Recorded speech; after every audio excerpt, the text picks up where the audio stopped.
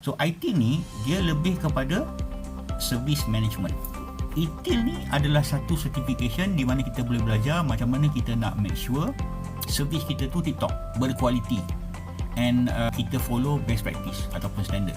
ITIL dia lebih menuju kepada itu supaya customer cakap, ui baguslah company ni, dia punya SLA dia bagus, dia punya incident management dia bagus, problem solving dia pun on time, mematuhi SLA. Itu yang ITIL provide. Bila you belajar ITIL ni, you bolehlah apply dekat company yang mengamalkan ITIL, company-company besar. Of course lah, bila you ada certification tu, gaji you akan berbeza dengan orang lain. Itu one of the advantages. Cara macam mana you nak manage the service dalam satu company tu, you kena ada cara kan, you kena metodologi kan. Kalau you follow you punya own thinking, maybe you boleh capai the same objective, tapi maybe you buat tu aturan dia ataupun sikon dia tak optimize. Bila you belajar ITIL ni, you akan belajar cara macam mana seberapa bagus yang boleh sebagai you punya reference. ITIL dia akan ajar macam mana cara nak kawal quality ataupun nak govern quality on our service, IT service.